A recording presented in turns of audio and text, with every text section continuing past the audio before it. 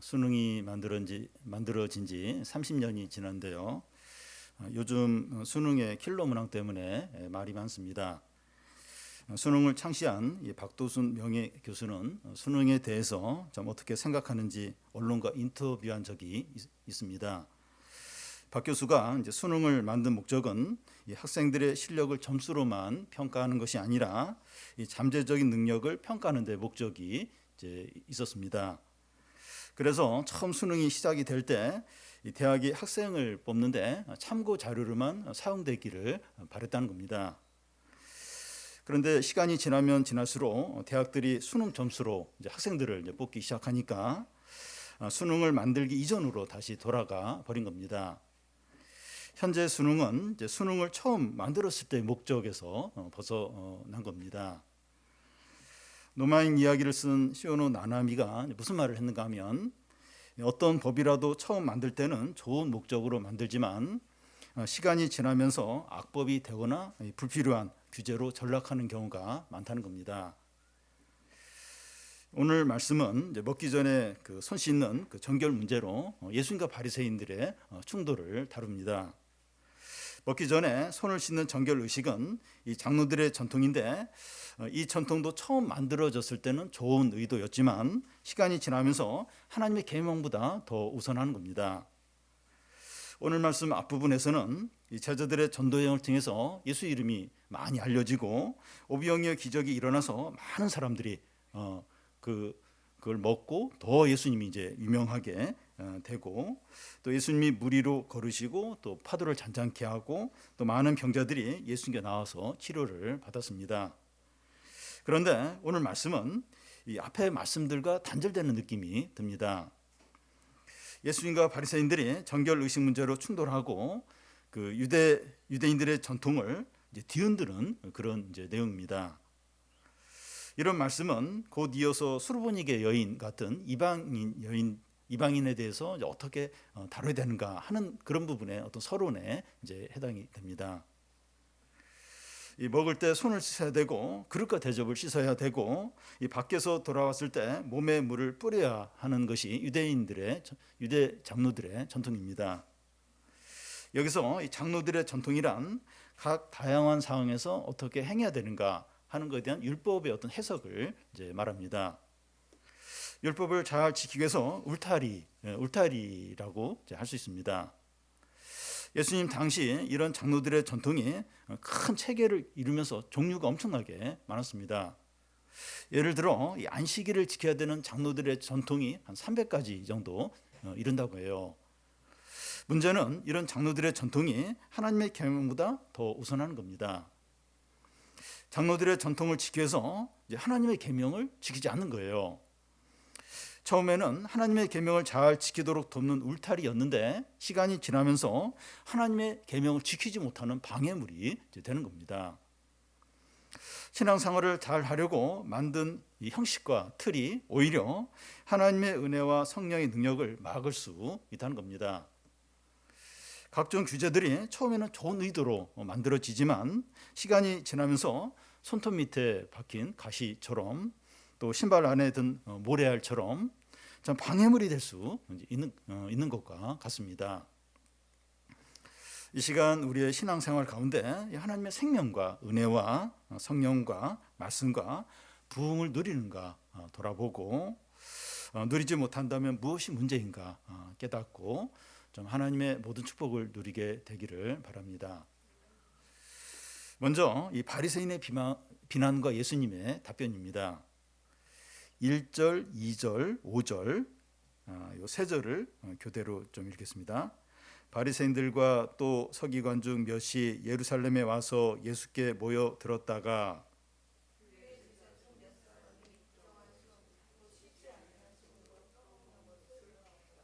이에 바리새인과 서기관들이 예수께 물어 어찌하여 당신의 제자들은 장로들의 전통을 준행하지 아니하고 부정한 손으로 떡을 먹나이까.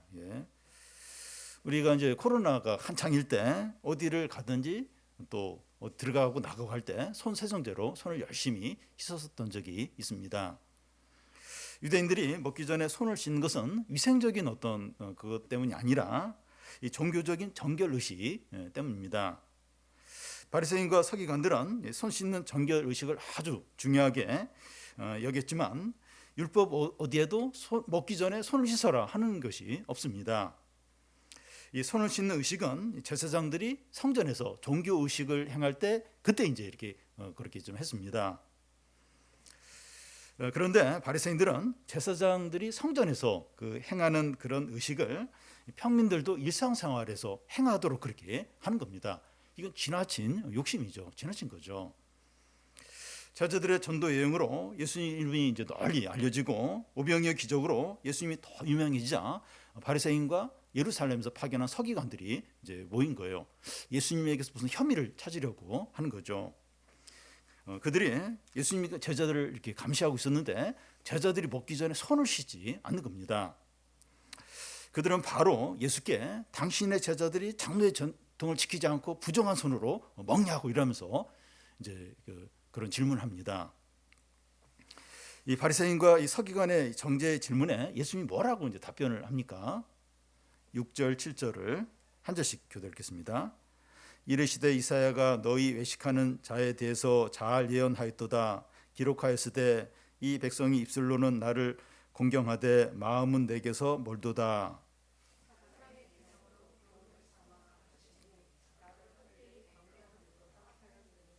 예. 그 당시 먹기 전에 그 손 씻는 것은 장로들의 이제 전통이고 바리새인과 서기관들이 중요하게 여기니까 옳은 것으로 여겨졌어요. 그런데 예수님은 이 문제에 대해서 단호한 태도를 갖습니다. 어떻게 하십니까? 바리새인과 서기관들에게 외식하는 자들이라고 부릅니다. 이 외식한다는 게 그 헬라 원래 의미는 사람이 연기하다 하는 그런 뜻입니다. 지금 그들은 하나님 앞에서 연기를 하고 있다는 거예요. 어떤 연기를 하는가 하면 입으로는 하나님을 존경하는데 마음에서는 떠나 있다는 겁니다. 그 당시 바리새인들은 이 경건한 사람들로 백성들에게 존경을 받았고 그 당시 그 로마 시대였는데 그들은 이 타락하고 방탕한 그 헬라 문화로부터 백성들을 잘 지키려는 그런 열심이 있던 자들입니다. 그들이 하는 말이나 겉으로 보면 진짜 참 경건한 참 그런 사람으로 보입니다. 그런데 실상은 하나님으로부터 마음이 멀어져 있고 사람의 계명을 교훈 삼아서 지키도록 한다는 거예요. 열심히 가르치는데 하나님의 말씀이 아니라 사람의 교훈을 가르치는 겁니다. 이 8절을 보면 너희가 하나님의 계명을 버리고 사람의 전통을 지킨다는 거죠. 여러분, 이 하나님의 말씀에 따라 신앙생활을 하는 것과 전통이나 형식을 지키며 신앙생활하는 것 중에서 어느 것이 더 쉽겠습니까? 이 카톨릭과 개신교를 예를 들면 비슷한데 비슷한 것 같아도 달라요. 이 카톨릭은 이제 성당을 말하고 이제 개신교는 우리 교회가 속해 있는 어떤 그런 그걸 이제 가리키는데요. 이 카톨릭 신자가 이 개신교 신자가 되는 비율보다 이 개신교 신자가 카톨릭 신자로 되는 비율이 점점 늘어나고 있습니다. 여러 가지 이유가 있겠지만 이 카톨릭은 이제 보이는 것을 믿고 이제 정해진 것을 하면 되지만 무슨 말인가 하면 미사를 드리니까 보이는 예배를 드려요. 그리고 그 카톨릭은 그 카톨릭의 교리는 믿음으로도 이제 구원을 받지만 공로 사람의 공로를 통해서도 이제 구원을 받는다고 가르치니까 봉사 활동을 열심히 이제 합니다. 반면에 개신교는 이 말씀을 듣는 것을 중요시 여기니까 보이지 않는 어떤 예배를 드리고 또 인간의 공로가 아니라 예수 그리스도의 공로로 구원을 받으니까 그럼 우리는 뭘 해야 될까? 그런 어떤 고민을 이제 하게 됩니다. 신앙생활 하는데 이 전통이나 형식이나 틀이 있으면 이 안정감을 느끼고 확신이 들 수 있습니다. 뭔가 보이는 거 그리고 뭔가를 하면 구원이 있다 이러니까 더 어떤 안정감, 확신이 이제 들 수 있는 거죠. 그런데 그런 것이 없으면 불안해요. 그리고 막 의심이 생길 수 있습니다. 그래서 이 전통이나 형식을 이제 만들게 되고, 근데 이제 시간이 지나면서 그것을 절대적으로 여기기가 이제 쉬운 겁니다. 그거 안 하면 구원받지 못하는 것처럼 그렇게 이제 여기기가 쉬운 거죠. 물론 교회 생활이나 개인 신앙 생활을 하는데 전통이나 형식이나 조직이 필요합니다. 국가나 기업이나 어느 단체든지 조직이 필요합니다. 조직이 있어야 어떤 일을 안정적으로 일관성 있게 할 수 있는 거죠. 그런데 교회 조직은 그 위기적인 조직이 되어야 한다고 하는데 무슨 말인가 하면 성령과 은혜와 생명의 역사가 잘 일어나도록 도와주고 유지시키는 그런 조직이 되어야 한다는 겁니다. 조직이나 형식이나 전통이 절대적이 되면 안 되고 하나님의 은혜와 성령과 부흥이 일어나는데 돕는 역할을 해야 한다는 겁니다. 그런데 바리새인과 서기관의 문제는 이 장로들의 전통을 하나님의 계명보다 더 우선하고 절대적으로 여기는 겁니다. 어느 정도인가 하면 장로의 전통을 가지고 예수님을 평가해요. 그리고 비판하고 반대를 이제 하는 정도까지 이제 이릅니다. 우리도 얼마든지 이제 그럴 수 이제 있는 겁니다. 우리의 전통이나 익숙한 방식으로 하나님의 일을 막을 수 이제 있습니다. 하나님의 말씀에 따라서 신앙생활을 하는 것보다 전통이나 형식이나 습관에 따라서 신앙생활하는 게 편한 거예요. 어떤 안정감을 주는 거예요. 편한 겁니다. 그래서 전통과 형식을 고집하면서 하나님의 뜻을 거부할 수 있다는 겁니다. 어떤 전통적인 교회 보면 참 어떤 그 교회에서 중요시 여기는 그게 어떤 성령의 역사와 어떤 복음 전파를 막는 경우가 얼마나 많은지 모릅니다. 그러니까 자신들에게 익숙한 것, 전통이 하나님의 일을 막는 거죠. 이제 그러면서도 이제 그게 잘못됐다는 것을 모를 수 이제 있는 겁니다. 예수님은 이 바리새인들이 이제 전통을 지키려고 하나님의 계명을 버렸다고 하시는데 분명한 증거를 이제 제시를 하십니다. 무턱대고 막 비난하는 게 아니라 분명한 증거를 제시하십니다. 10절에서 13절까지 한 절씩 교독 읽겠습니다. 모세는 내 부모를 공경하라 하고 또 아버지나 어머니를 모욕하는 자는 죽임을 당하리라 하였거늘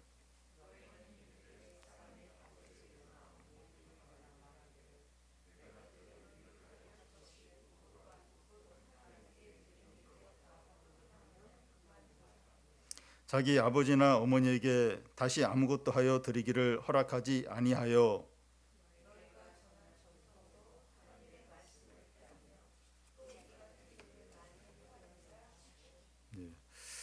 바리새인들이 그들의 부모에게 어떻게 하는가 하면 돈이나 또 식량이나 가축에 대해서 하나님께 드림받았다. 이제 히브리어로 고르반인데 그렇게 해버리면 이제 부모님께 드리지 않아도 되는 겁니다. 하나님께 돈이나 먹을 것이나 가축을 드리기로 했는데 어떻게 부모님께 드릴 수 있느냐 이렇게 하면서 부모님께 드리지도 않고 하나님께 드리지도 않고 그냥 자기가 계속 가지고 이제 있는 겁니다. 그런데 십계명 중에서 5계명이 부모를 존경하라 하는 그런 계명인데 부모에게 문안 인사 잘해라 어떤 그런 정도가 아니라 부모의 경제적인 필요를 책임지라 하는 그런 것도 함께 들어 있습니다. 이 고르반이라는 이제 장로들의 어떤 전통을 지키기 위해서 부모를 공경하라는 하나님의 계명을 지키지 않고 있는 겁니다. 그런데 이 고르반 하는 사람을 겉으로만 보면 부모님보다도 하나님을 더 공경하는구나 하면서 굉장히 경건한 것처럼 보이지만 실상은 위선자라는 거예요.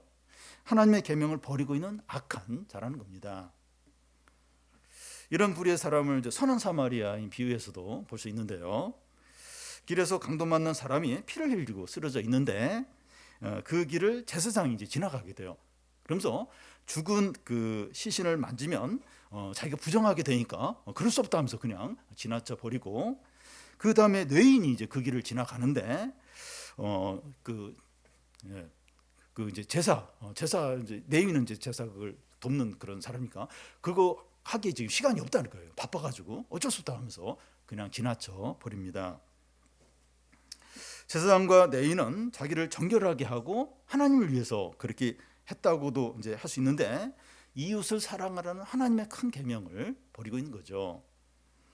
위선자이고 큰 죄를 짓고 있는 겁니다. 부모님을 이제 공경하라는 계명이 나와서 저도 좀 찔리는 부분이 있는데 저희 부모님은 이제 두 분 다 돌아가셨고 장모님만 한 분 계십니다. 연락도 자주 드리고 이제 찾아뵈야 되는데 제가 피곤하고 또 시간이 없다는 이유로 잘 못하고 있습니다. 저는 저희 시간에 대해서 고르반 이렇게 하고 이 장모님을 위해서 시간을 사용하는데 너무 인색하지 않나 그렇게 생각이 됩니다. 여러 부분에서 그런 것 같아요. 고르반 제 시간에 대해서 그러면서 이렇게 다른 사람을 위해서 사용하는데 참 이렇게 인색한 그런 부분이 있습니다. 우리에게 부모님들이 계시는데 우리 시간과 물질에 대해서 고르반 이렇게 하고 이 부모님을 위해서 잘 사용하지 않을 수 있습니다. 그리고 직장 생활이나 사회 생활을 할 때 우리 시간과 수고와 물질을 고르반 이렇게 함으로 회사가 바쁜 시기라 같이 이제 수고를 해야 되는데 교회 일을 해야 한다고 하면서 빠져나오는 경우가 있을 수 있고 또 직장에서 누군가 이제 책임을 져야 하는데 교회 가야 한다고 하면서 회피하는 경우도 있을 수 있습니다. 겉으로 보면 하나님을 위하는 것 같지만 실제로는 하나님의 말씀을 범하고 있는 거죠. 만약 우리가 이렇게 행동을 한다면 주위에서 우리가 신자인지 다 아는데 참 우리를 향하여 참 이기적이다, 나쁜 사람이다 이런 말들을 할 겁니다. 바리새인들이 전통을 지키기 위해서 하나님의 계명을 버리고 있는데 우리도 이제 그럴 수 있습니다. 우리가 예배를 드리고 또 주일 성수를 하고 또 성경 읽기를 하고 청소년 캠프와 성경학교와 정규인 수련회를 준비하고 이렇게 하는데 이것 자체를 목적으로 하고 이것을 잘 끝내는 것을 이제 목표로 삼기 쉽습니다. 물론 잘 돼야 되죠. 잘 이렇게 끝나야 됩니다. 그런데 이런 것들의 진정한 목적은 하나님의 뜻이 이루어지고 하나님의 이름이 찬양을 받고 영혼을 구원하는 데 있는 거죠. 그런데 열심히 하다 보면 하나님을 잊어버려요. 또 우리가 원한 대로 이렇게 돼야 하고 또 사람들의 반응이나 눈에 보이는 결과에만 민감할 수 있다는 겁니다. 열심히 하다 보면 내가 원하는 대로 안 되면 화가 나고 중간에 막 이렇게 그걸 안 하는 경우도 있어요. 그러니까 그 내 방식대로 하는 게 중요한 거예요. 이게 하나님의 일이고 하나님의 뜻이 이루어지고 이것보다는 내 원하는 대로 하고 내 어떤 만족을 줘야 되고 내 계획과 내 뜻과 그것대로 이제 돼야 되고 하나님의 뜻과 하나님 계획과 이건 이제 안 중요하고 얼마든지 이제 그럴 수 있는 겁니다. 그래서 우리의 예배나 섬김이나 행사들이 하나님이 나타나고 하나님 영광 받으시고 하나님의 뜻이 이루어지는데 사용되도록 해야 되죠. 이것을 아주 분명히 해야 합니다. 다음은 이 사람을 진정으로 부정케 하는 것이 무엇이냐 하는 겁니다. 앞에 5절에 이 바리새인들이 제자들이 손 씻지 않고 먹는 것을 이제 보고 장로의 전통을 지키지 않고 부정한 선으로 이제 먹는다 이러면서 이제 비난을 한 것과 이제 연결이 됩니다. 15절 이제 16절 한 절씩 기도하겠습니다. 무엇이든지 밖에서 사람에게 들어가는 것은 능히 사람을 더럽게 하지 못하되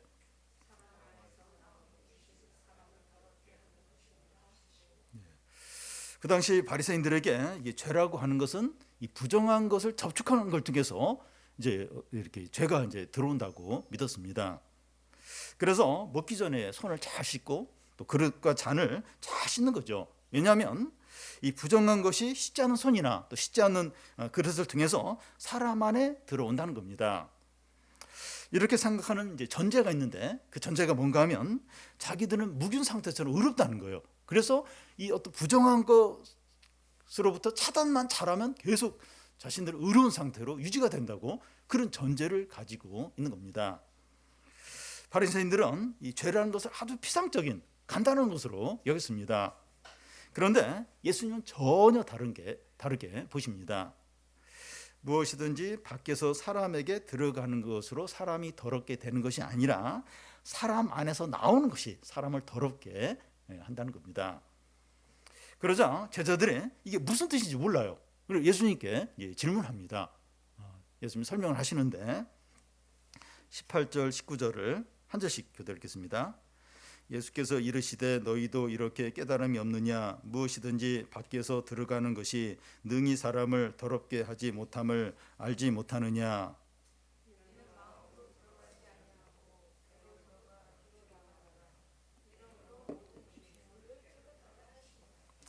입으로 들어가는 음식으로는 사람을 더럽게 못한다는 겁니다.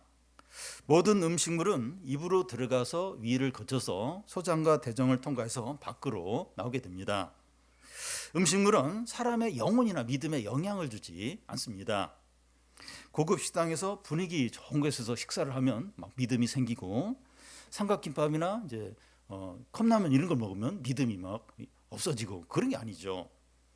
물론 이제 성경 공부 모임을 하기 전에 푸짐하게 맛있게 잘 먹으면 사람들이 잘 웃어요. 그리고 마음을 잘 여는 그런 경향은 있습니다. 근데 그 정도예요. 그 정도이지 그 이상은 아닙니다. 입으로 들어가는 음식의 종류에 따라서 믿음이 뭐 생기거나 새 사람이 되거나 그런 것은 아닙니다. 진정으로 사람을 더럽게 하는 게 뭡니까? 20절부터 23절까지 한 절씩 읽겠습니다. 또 이르시되 사람에게서 나오는 그것이 사람을 더럽게 하느니라.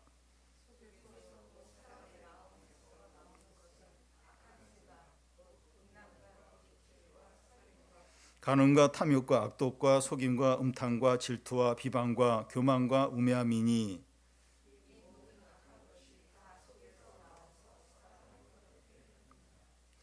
사람을 더럽게 하는 것이 외부적인 것에 있는 것이 아니라 내면에 있다는 겁니다. 사람 자체가 부패한 죄인이기 때문에 이 100년 동안 손을 열심히 씻고 그릇과 잔을 씻어도 사람은 여전히 더럽다는 겁니다. 사람의 내면이 어떻다고 해요? 사람 안에서 나오는 것을 보면 알 수가 있어요. 악한 생각과 음란과 도둑질과 살인과 간음과 탐욕과 악독과 속임과 음탕과 질투와 비방과 교만과 우매함입니다. 이 모든 악한 것이 사람 속에서 나와서 사람을 더럽게 하는 거예요. 성경만큼 사람이 어떤 존재인가 정확히 말하는 것이 없습니다. 사람이 이런 존재니까 사람 관계에서, 가정 안에서, 또 직장 안에서, 사회에서 온갖 범죄와 불행과 고통이 끊이지 않는 겁니다. 미등록 아동들을 이제 지자체와 경찰이 조사하고 있는데 영아 살해 사실들이 계속 드러나고 있습니다. 사람들이 큰 충격을 받고 있어요. 물론 기막힌 사연과 어려운 어떤 때문에 이제 그랬다고 볼 수 있는데 그래도 끔찍한 일이죠. 끔찍한 일입니다. 외적인 의식이 내면을 변화시킬 수 없습니다.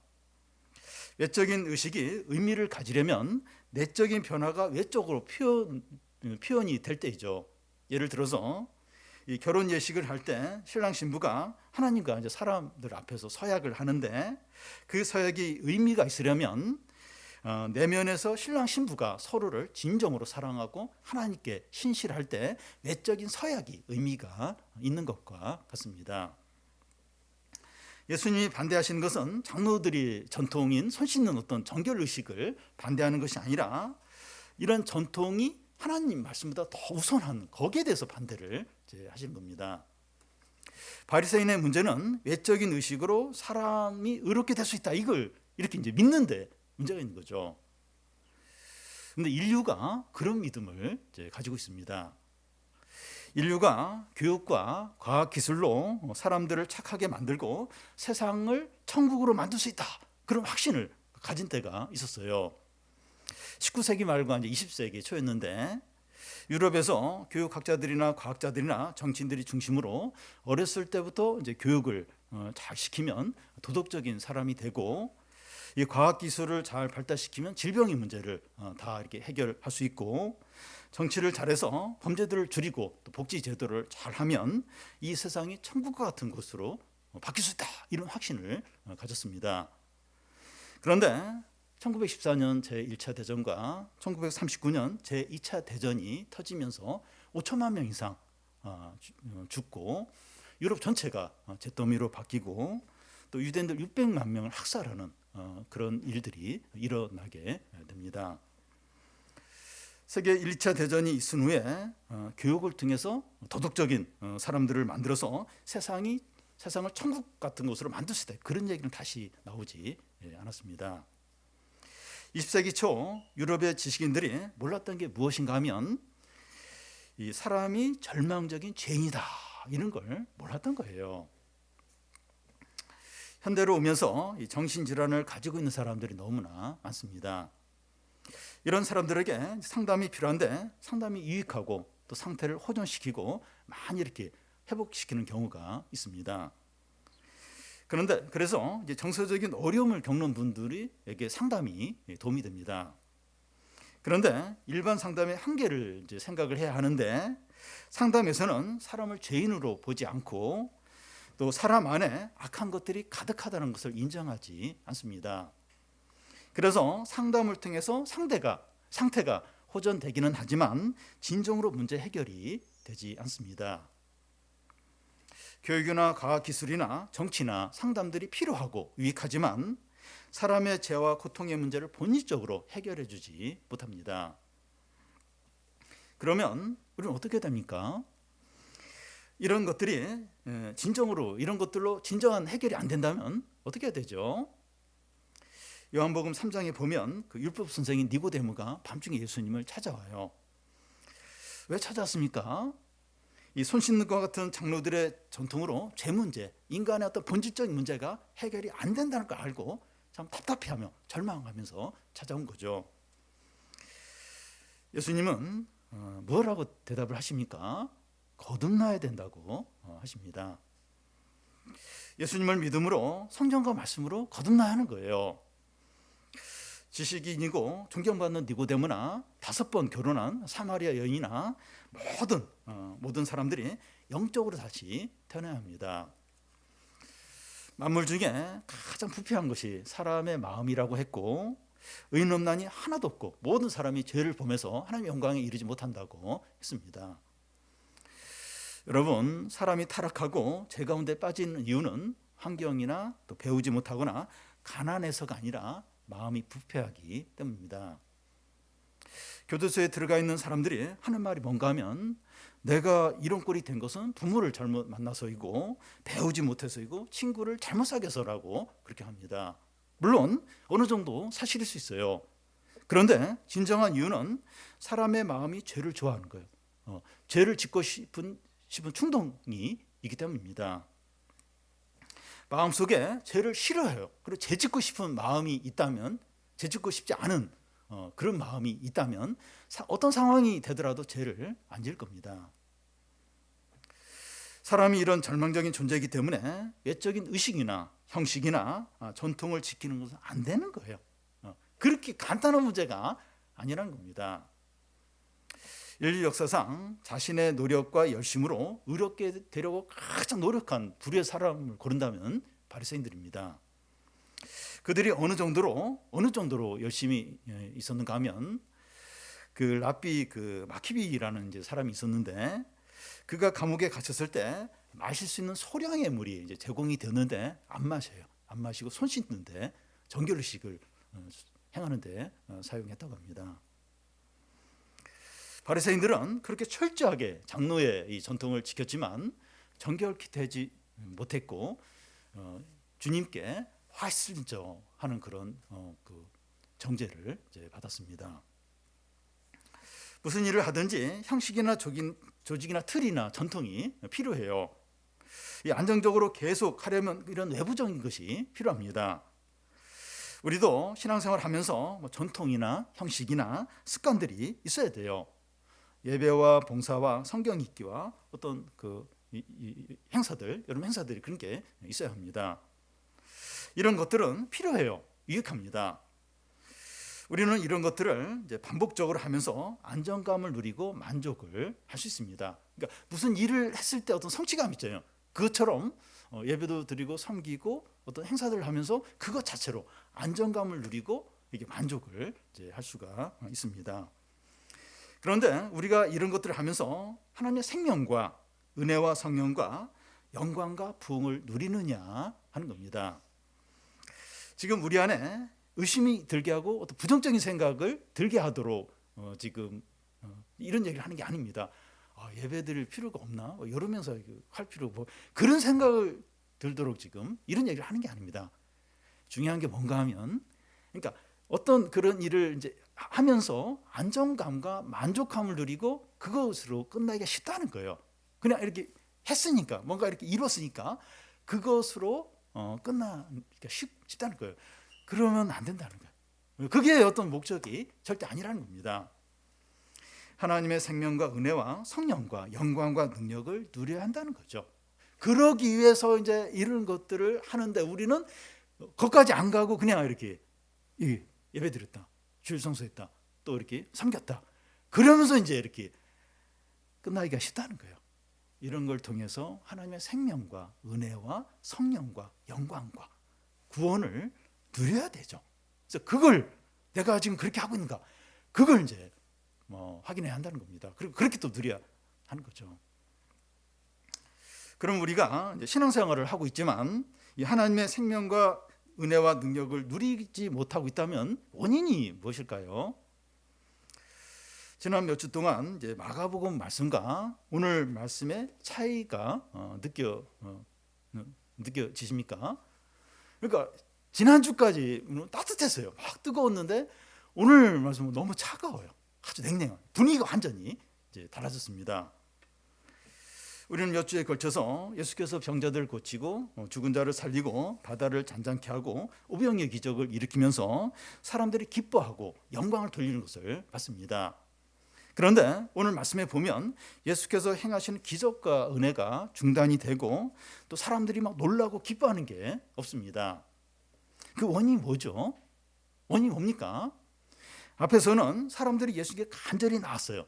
예수를 믿고 말씀에 순종했습니다. 그런데 오늘 말씀에서는 바리새인과 서기관들이 예수님과 하나님의 말씀보다 전통이나 외부적인 의식을 더 우선하는 겁니다. 예수님과 그의 말씀보다 다른 것을 더 우선할 때 은혜와 능력과 영광이 나타나지 않습니다. 저는 목사인데 사역을 하나님보다 더 우선할 때가 있고 계속 그런 유혹을 받습니다. 사역을 잘하고 싶고 사역을 통해서 제 자신이 인정받고 싶은 그런 욕심이 있는 거죠. 그럴 때 기쁨이 없어요. 은혜도 없고 어떤 성령의 역사도 없습니다. 성령의 역사가 막 나타날 때도 있지만 저와 상관없는 어떤 그렇게 참 은혜가 이제 얻게 됩니다. 우리가 주일 예배를 드리러 왔는데 귀한 거예요. 잘한 겁니다. 특히 9시 예배 참 이렇게 또 드리기가 좀 어려워요. 이 청소년이나 청년들이 주일 오전 예배를 드린 건 쉬운 일이 아닙니다. 귀한 거죠. 그런데 단지 예배를 드리는 것으로 만족하고 돌아갈 수 있다는 겁니다. 성경 읽기도 하고 교회 봉사도 하고 여름 행사를 섬기기도 하는데 그것으로 만족하고 끝날 수 있다는 겁니다. 우리가 이렇다면 이 바리새인들이 장로들의 전통, 그 손 씻는 의식을 가장 우선시한 것과 다를 바가 없는 겁니다. 여러분, 손을 100년 동안 씻어도 사람은 여전히 더럽다는 겁니다. 외적인 의식이나 형식으로 사람의 내면이 깨끗해지지 않기 때문이죠. 사람의 마음이 부패되어 있고 온갖 죄악이 가득하기 때문입니다. 우리는 우리 자신이 소망 없는 죄인이고 내면이 철저하게 썩었다는 것을 인정해야 합니다.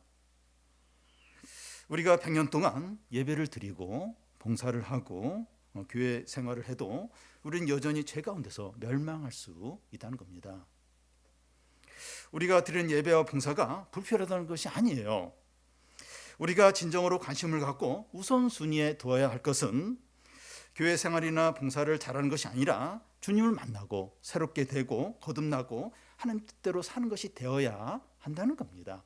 우리가 진정으로 관심을 갖고 우선순위에 될 것은 이렇게 뭐 했다 열했다 그게 아니고 새로워지고 변화되고 거듭나고 그리고 하나님 뜻대로 사는 그게 우리의 진정한 관심이고 거기에 이제 우리가 몰입을 해야 하는 거죠. 우리가 주님께 나올 때마다 소망 없는 죄인으로 나오는 겁니다. 중병에 걸렸고 갚을 수 없는 엄청난 빚이 있고 모든 것을 다 잃어버렸고 미래에 아무 소망이 없는 사람처럼 겸손과 간절함과 가난한 마음으로 나오는 겁니다. 예수님의 옷자락만 만져도 병이 낫는다는 그런 간절한 믿음으로 자기 딸이 죽었다는 소식을 듣고도 흔들리지 않는 믿음으로 주님께 나오는 겁니다. 주님은 지금도 오병이어 기적 같은 하나님 나라의 풍성함과 능력과 영광을 보여주시기를 원합니다. 문제는 우리입니다. 우리가 문제예요. 하나님 계속 그렇게 은혜와 성령을 부어주시길 원해요. 근데 문제는 우리입니다. 우리가 얼마나 절망적인 죄인인가 하는 것을 인정하고 예수 그리스도의 십자가를 전적으로 의지하며 성령과 말씀으로 새롭게 되고 변화되어서 오병의 기적을 계속해서 경험하는 성도들이 되시기를 바랍니다.